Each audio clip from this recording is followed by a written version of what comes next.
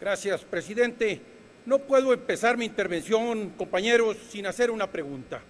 ¿Qué hace el presidente de la República invitando y recibiendo a un candidato presidencial estadounidense en pleno proceso electoral americano? No entiendo.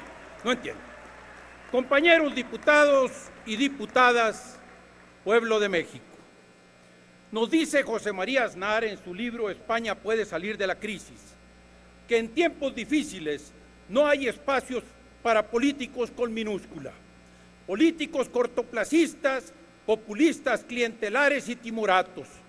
Hoy más que nunca se necesitan líderes políticos de altura, con visión, valentía y capacidad de tomar decisiones de alcance, aunque a corto plazo puedan tener costo político, concluye Aznar. México, compañeros, padece una severa crisis política, económica y social.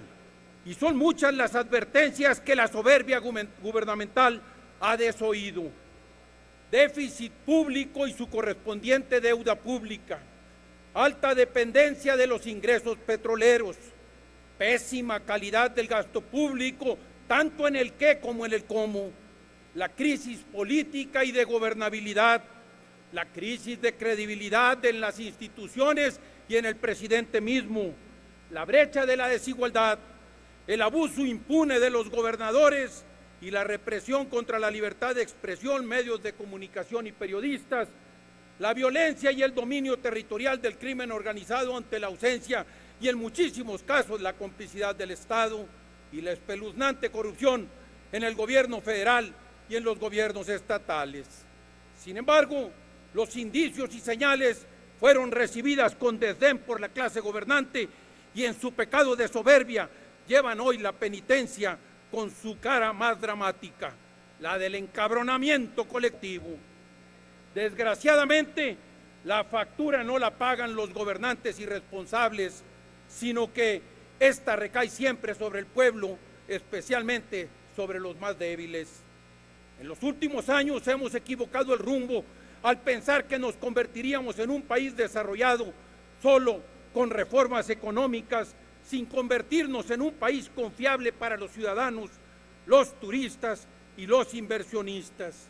Igualmente, hemos perdido el tiempo olvidando que México tiene prisa por su llamado bono demográfico y hemos apostado equivocadamente a un gradualismo gatopardista para decir que estamos avanzando cuando sabemos que no es así.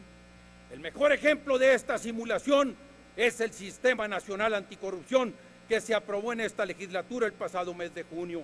Sabemos, compañeros, que para combatir la lacerante corrupción en nuestro país no se necesita un comité coordinador, se necesita voluntad, se necesita honestidad y se necesita sancionar severamente a los corruptos que hacen mal uso del poder y de los recursos públicos. Los agravios del poder a la sociedad acumulan rencor e indignación social. La corrupción, el fraude electoral, la mentira, el abuso del poder, la represión contra los medios de comunicación y los periodistas, la violencia del ejército y los policías a los ciudadanos, el trato inhumano en las instituciones de salud pública, los privilegios del poder, las extorsiones al pueblo desde el poder, así como la violación sistemática a los derechos humanos, han generado un grito unánime. ¡Ya basta! ¡Ya basta, amigos! Es el clamor nacional. ¡Ya basta del ejercicio patrimonial del poder! ¡Ya basta de sentirse dueños del país y de la cosa pública!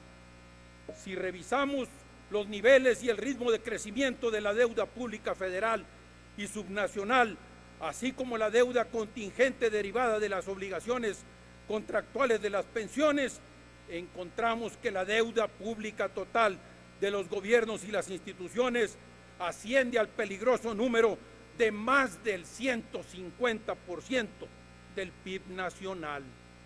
La irresponsabilidad de nuestros gobernantes ha creado una bomba de tiempo que ya está activada y que presiona de manera relevante las finanzas públicas en los 3 niveles de gobierno, nos alerta Pedro Vázquez Colmenares en su libro Pensiones en México la próxima crisis.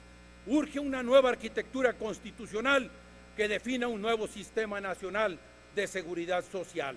Atender el grave problema de la insolvencia pensionaria es la mínima reforma fiscal que necesitamos. Sin reforma a las pensiones no hay futuro para las finanzas públicas, nos sentencia con justa razón Vázquez Colmenares.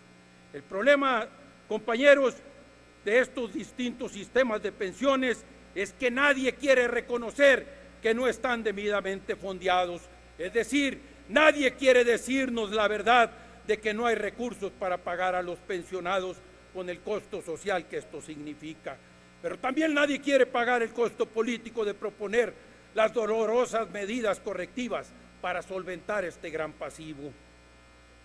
El desconocimiento del problema por parte de los derechohabientes y de la sociedad generará que cuando se ponga el tema en la discusión pública se alimente más el enojo popular y ello dificultará a su vez las reformas requeridas. Pero aún así, compañeros, no podemos ser irresponsables en esta materia porque la omisión tendrá grandes consecuencias sociales y económicas. En México se viola sistemáticamente todos los derechos humanos.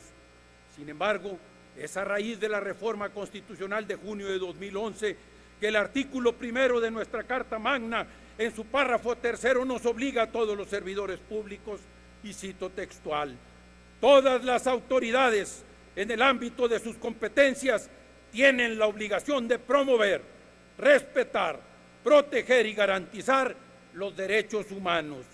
Este mandato constitucional nos obliga a todos los poderes, sea este ejecutivo, legislativo o judicial. Es decir, todos tenemos obligación de promover, respetar, proteger y garantizar los derechos humanos en México y por tanto aplicar la hermenéutica jurídica de los derechos humanos, entre los que destaca el principio de la oportunidad efectiva, que nos dice que no basta que se nos reconozca el derecho, sino que debe existir la oportunidad real y efectiva de poder ejercerlos.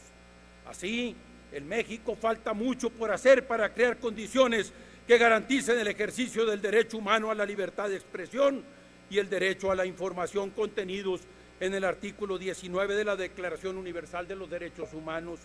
Igualmente tenemos pendiente una ley electoral que garantice el derecho humano de participación política en condiciones de igualdad, como lo sugiere el artículo 21 de la Declaración Universal.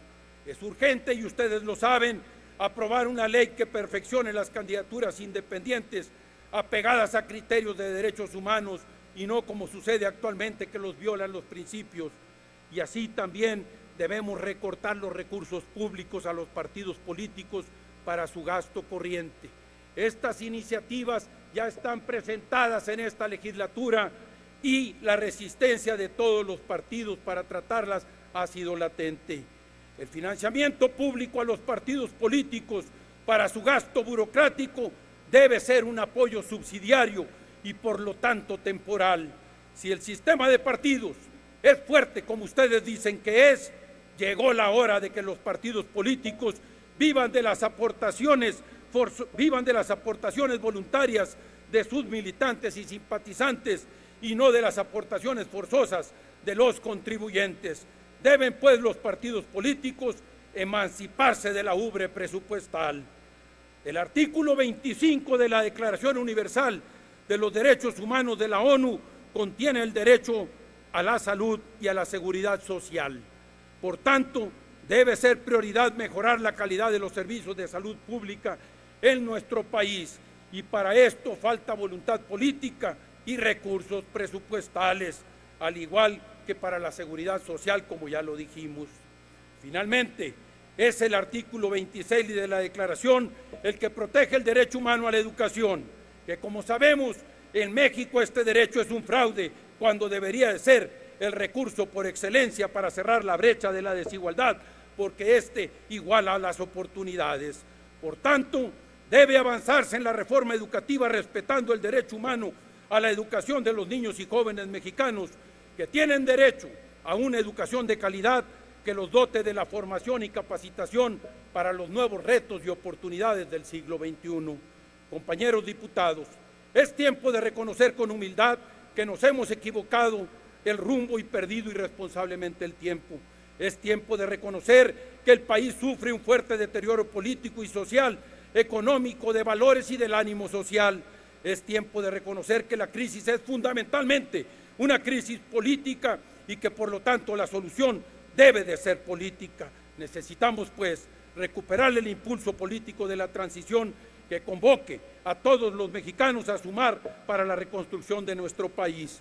Necesitamos decirle a los mexicanos que las soluciones a nuestros problemas costarán mucho esfuerzo, sacrificio y tomarán tiempo, que no existen fórmulas mágicas ni los mesías salvadores. Necesitamos recuperar la esperanza que nos haga creer que México sí tiene remedio si nos decidimos los mexicanos. Asumamos pues, compañeros, nuestra responsabilidad histórica, hagámoslo con generosidad, hagámoslo por nuestros hijos, hagámoslo por los que menos tienen, hagámoslo por México. Muchas gracias.